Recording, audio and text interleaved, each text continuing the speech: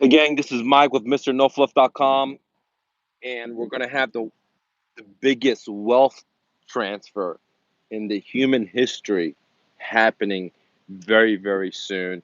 And I'm super excited, and I want to share with you guys three ways how I'm getting ready to profit from this massive, massive wealth exchange. Now, before I explain my three ways, I want to explain to you guys that in the last crash, 2006, 2007, okay, the same thing happened.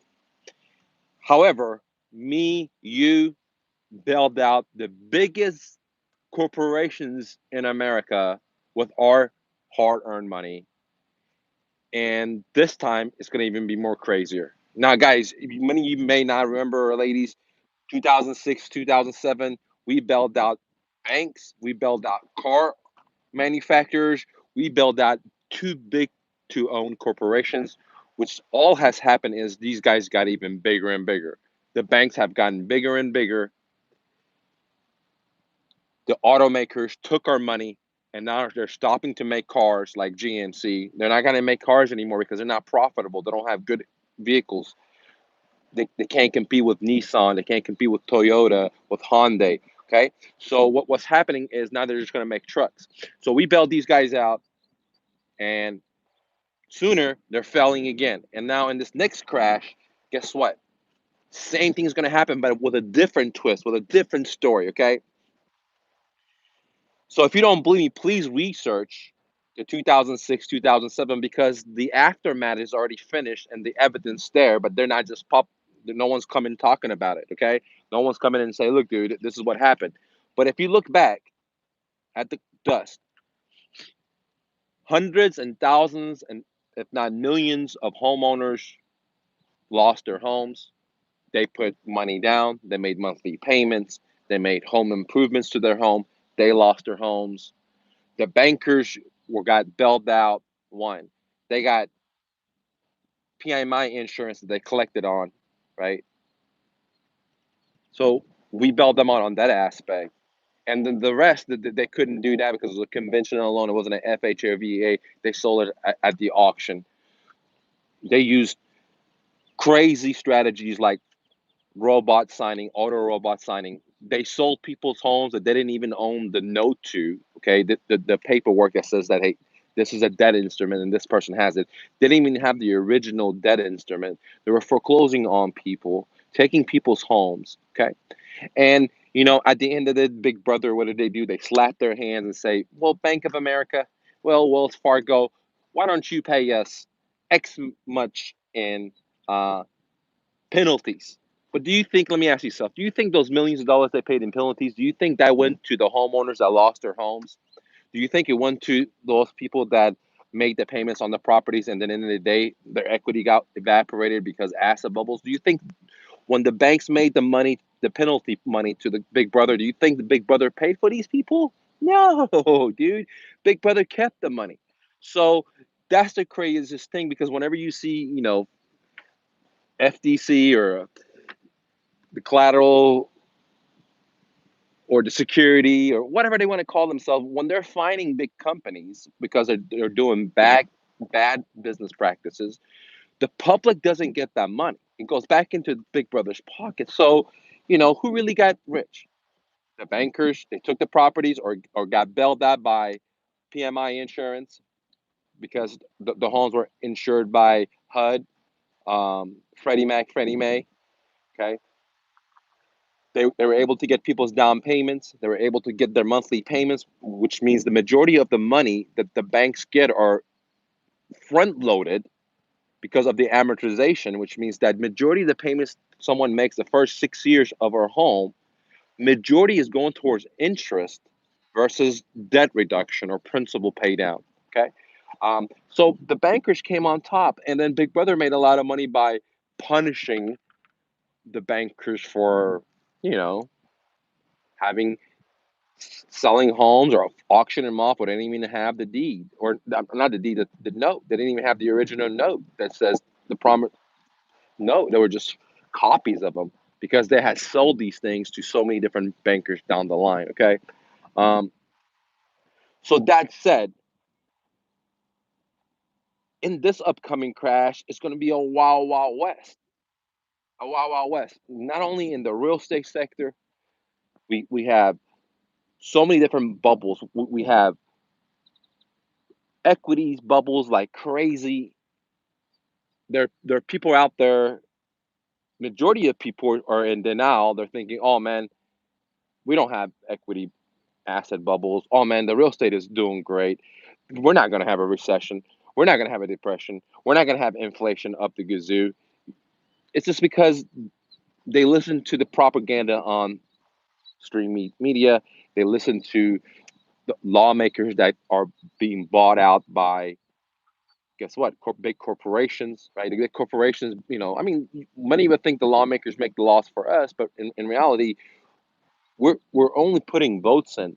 The corporations have got the votes, they got the money to fund them, and that's why laws are made towards big corporations versus me and you. That's why in the last crash, you don't believe me? Listen, in the last crash, why did the banks get bailed out? Why do we have to bail them out?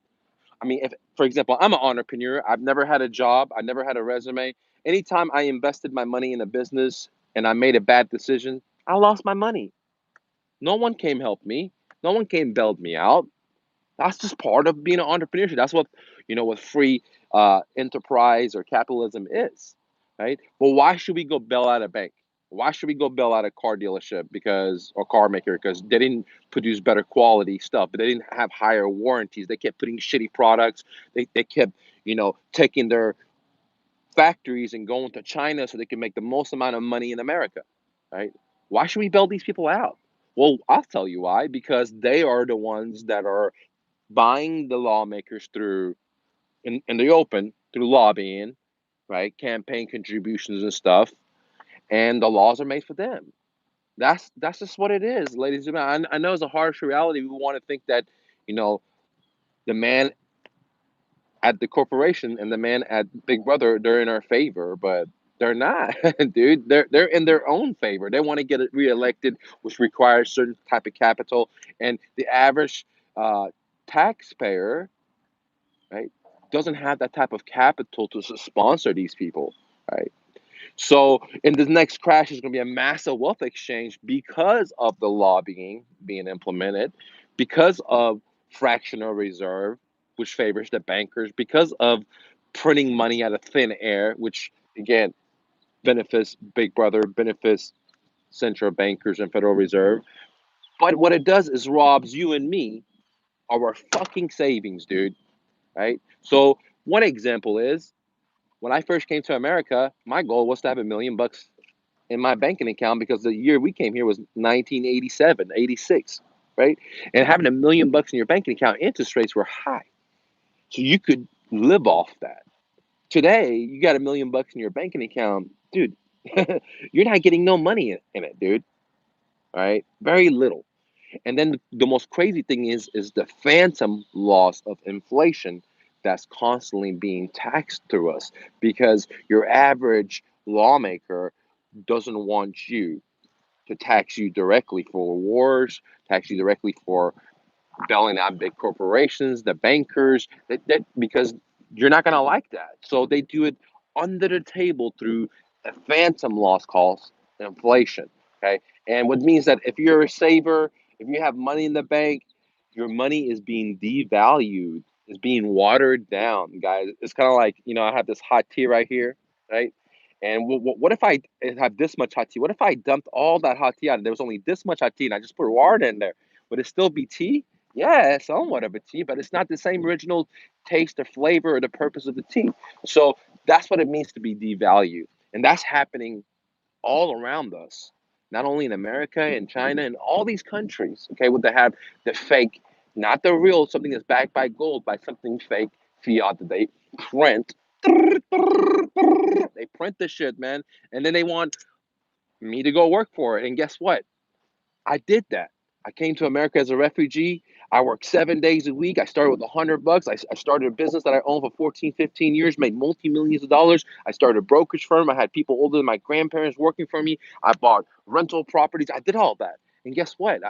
Through all that, I still realized that, I wasn't happy. The more I consumed, the more I accumulated didn't bring me happiness, and I was just feeding the machine to go fight wars, the machine to rob you and rob me out of my fucking savings, the machine to not work all the time, what I call hustle to get ahead for material things that have no fucking value in my fucking life, you know?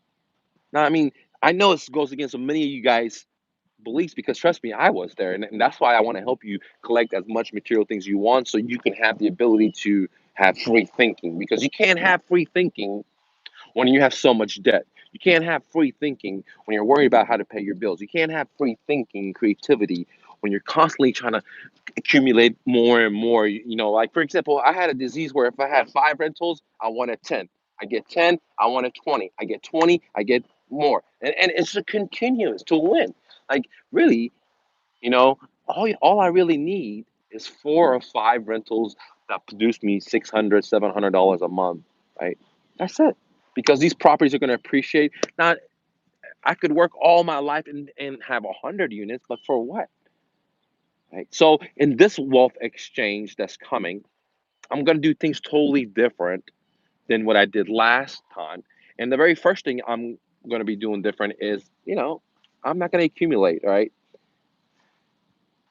now, let's go back to the crash and the three things that I am doing to get ready.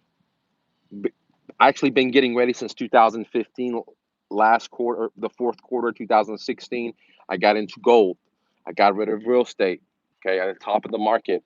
Um, and now 2019, one of the very first thing I'm doing is this time I'm gonna buy properties, right? But they're not all gonna be where they're all like I'm gonna like fully own myself, fully control. So that said, I'm going to be buying, I'm going to be able to buy a lot more properties all over America versus just last crash because A, I was too scared, right? I was too scared to buy so many properties because my daddy's a refugee, my mom's a refugee, my dad can't read, my mom can't read. So I didn't really realize that, how crazy these asset bubbles, inflations can increase your money. Because in the last crash, I was able to buy homes, people behind in payments, find motivated sellers, give them $3,000, take over their payments. 6 years later, sell the same exact property for 80, $100,000 equity cash out, and then I would make like 30 grand, 40 grand, 25 grand in passive income in those 6, 7 years as well. So when you added that up, you can see that for just $3,000 down, man, hundreds of returns. So I learned that in the last because just over 7 years, the assets went up. I bought properties that had no equity, but they cash flow 400 bucks. In 7 years, that same house that had no equity now has 100,000 plus in equity. Plus, I'm cash flowing 400, 500 a month or 700 because rents have gone up. Okay. So in this next crash, one of the very first things that I'm doing is I'm building an alliance with you and other students that want to find deals because I know in this crash, I want to buy in California, I want to buy in Florida, I want to buy in Colorado, I want to buy in Las Vegas, I want to buy in so many different places that I'm not going to have the time or the energy to go and look for every these deals and talk. And so what I want to do is I want to just download my information into you so you can go and find these deals for us. Okay. And if I want to buy it, then I'll give you money for it. And if I don't want to buy it, you can buy it. You got to just give me some money for it because I'm giving you my information. And if you don't want to buy it and I don't want to buy it, then we'll just sell it to someone else real quick and make a couple of $1,000. We make 3 grand, we may make 10 grand, we may make 30 grand.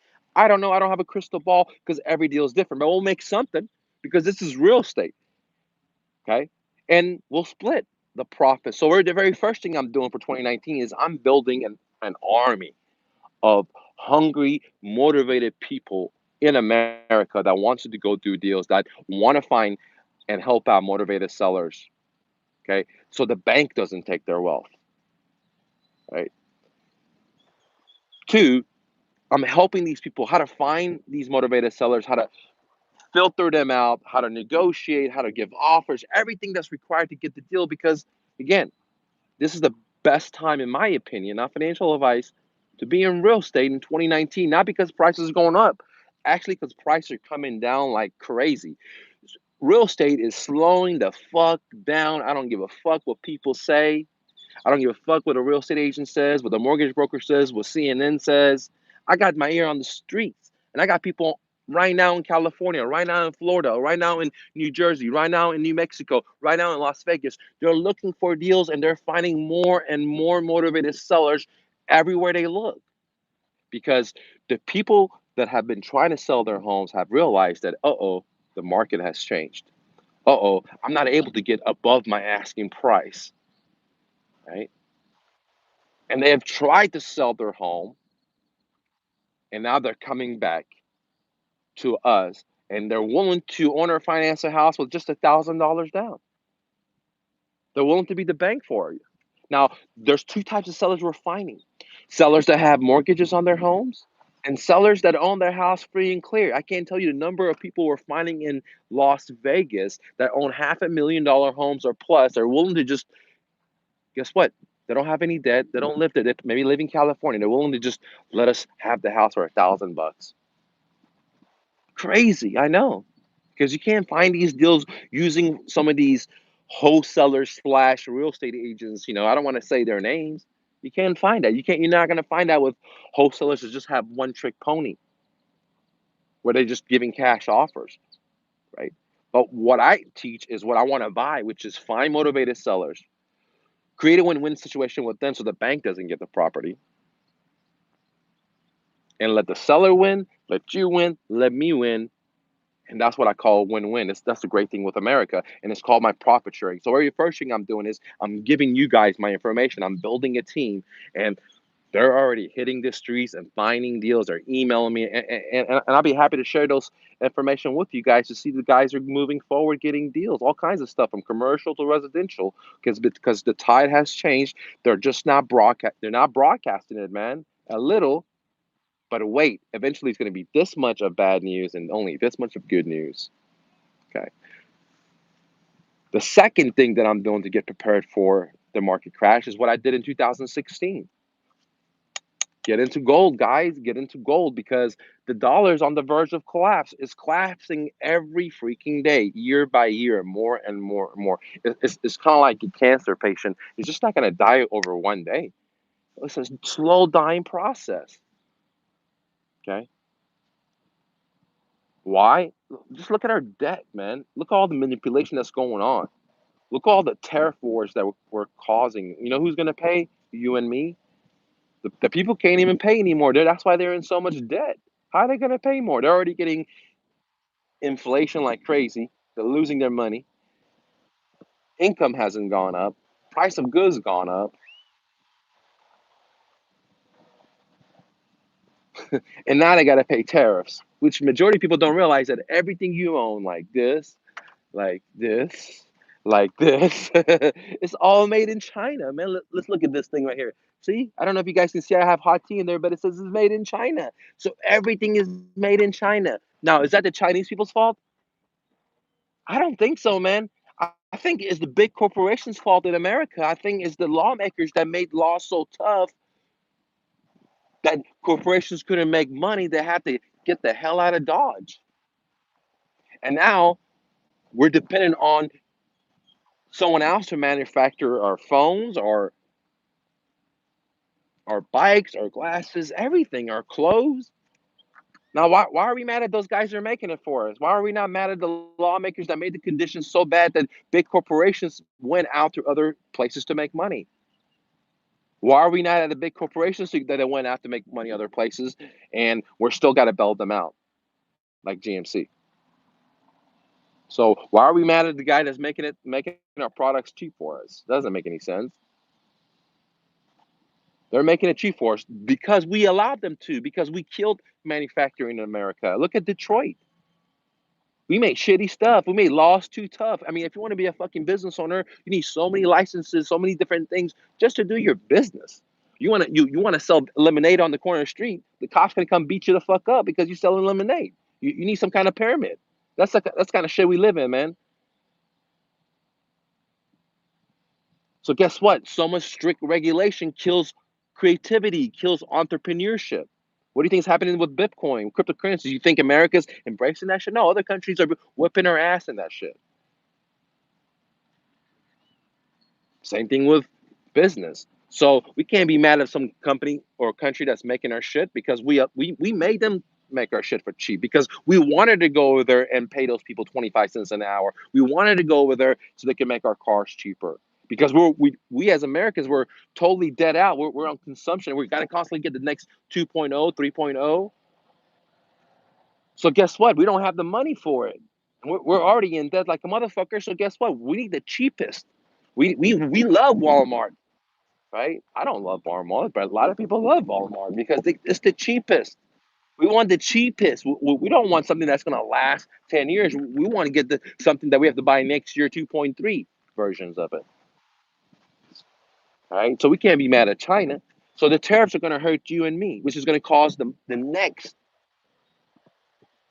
cutting off the legs of the wealth exchange, guys.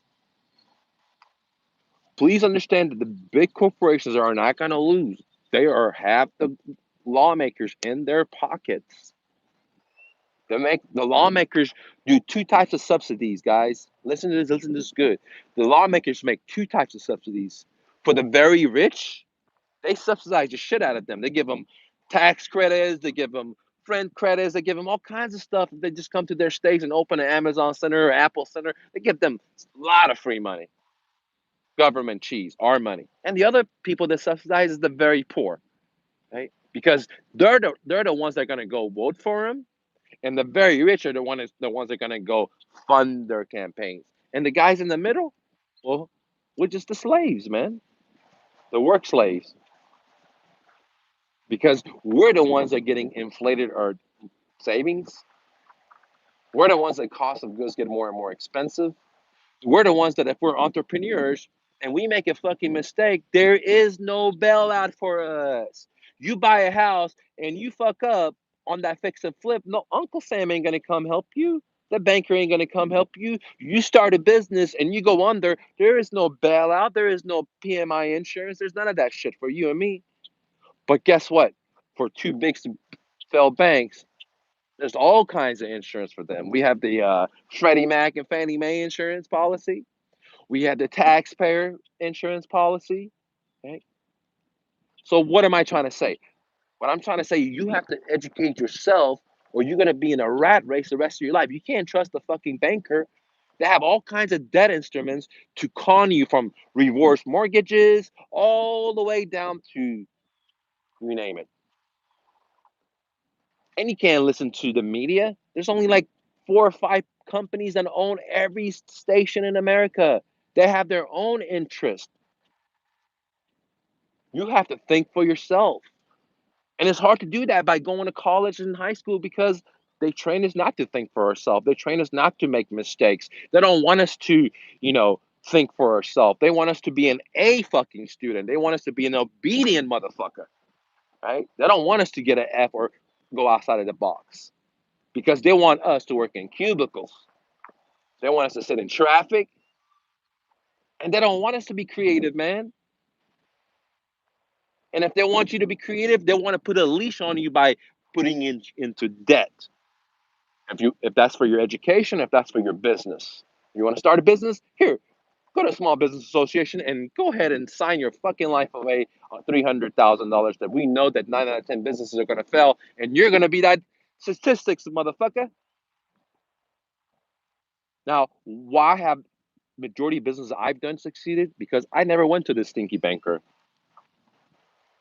I use creativity and imagination. Why is my students that join my profit sharing that take action? Now, there's people that join, they don't take fucking action. I'm not talking about them. The ones that take action instantly find deals because I use creativity. I do stuff that other people don't do, and they're finding motivated sellers left and right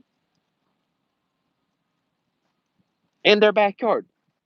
Will is one of them that just sent me a message today. He was so happy that last week he came to the profit sharing. He was giving excuses. I give him a little pep talk. This week he's already found a seller. He sent me an email. And he has 6 or 7 more deals he was talking about. He's like, shit, this shit is working. I can't believe there's so many motivated sellers out there.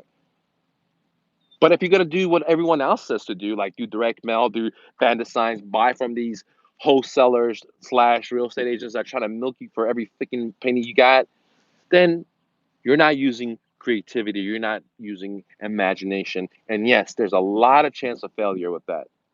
9 out of 10 businesses fail because they don't use that. They follow the path of go to small business association or put it on their credit card, get into debt, start the storefront, buy the equipment, and then boom, they got no money for advertisement. They don't know how to advertise. They don't have any creative way, and then boom, they're bankrupt.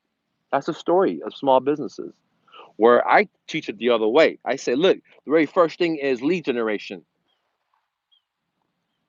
Forget everything else because if you can't generate fucking leads, doesn't matter if you want to start a moving business, you want to get in a real estate brokerage, you want to be a real estate investor, you want to be a fix and flipper. I was messaging some guy on Facebook that wanted to get a deal and he's paying these one of these wholesalers slash real estate agents. There's no room for him. If he does the one little fucking mistakes, that other wholesaler ate all the fucking profits. And I tell him, hey, join my profit sharing. Let me teach you how to find the deals for your fucking self. Create your own fucking systems. Because the more you're independent on your own, the higher the chance of success for you. I don't need a bank. I know how to strap my belt.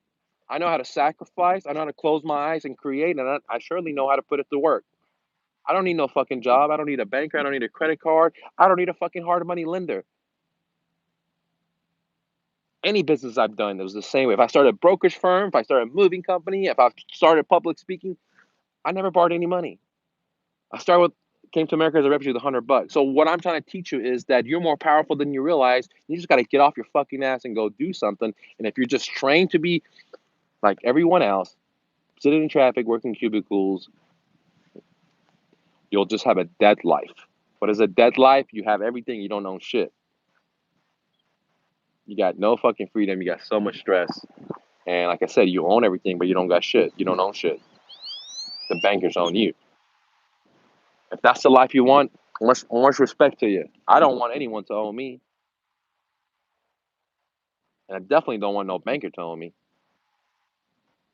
All right, guys, click on the jab and go ahead and click on the bell button if you guys have any questions. But I'm super excited to crash. I'm very sad for so many people losing their money, but man, they listen to these financial advisors. They listen to uh, the real estate agent. They listen to their mortgage broker. They listen to the average person. They say, hey man, there's a lot of money. Like, someone says, do you like pigging? I don't know what pigging is, man. Sorry. If you want to explain that, I'll answer it for you.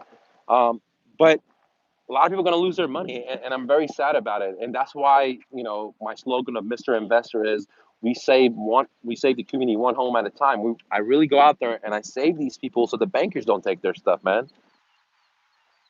Now I'm the pawn shop of real estate, but I'm a human. I have compassion, so I usually do more than anyone else can do for them because I'm not just chasing money or paper.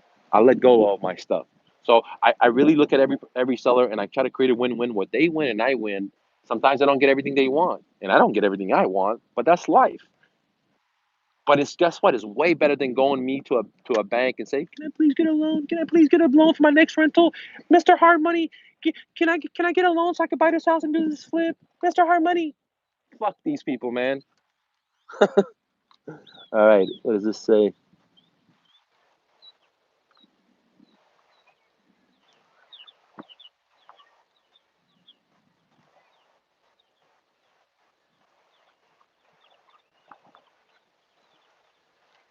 All right, James, thanks for leaving a message. I'm reading. It says, you say you want a win-win and not let the bankers take the money, but also say yoga help people who own their own properties outright. Can you clarify? James, I didn't really understand your questions. Um, so I really can't answer. I think what you're saying is, I'm not sure. I'm not sure what does yoga have to do with anything, brother. But thanks for leaving a comment anyways.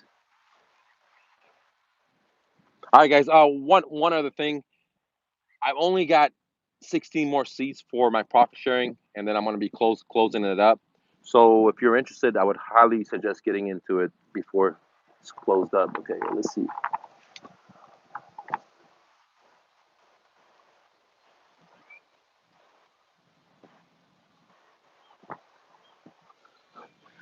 All right, James, I think what you're saying is that it doesn't matter if the seller owns their house free and clear or if they have a mortgage.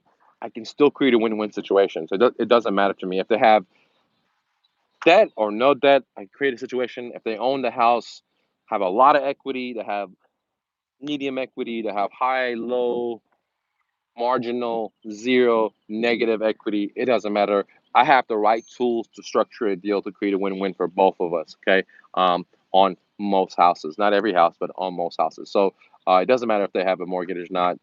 I mean, I want the houses to be free and clear versus them having mortgages. I want to buy houses at 50 cents on a dollar, 60 cents on a dollar, of course. But sometimes I can create situations where I can buy a house 80 cents on a dollar, or 90 cents on a dollar, or even 100% on the dollar.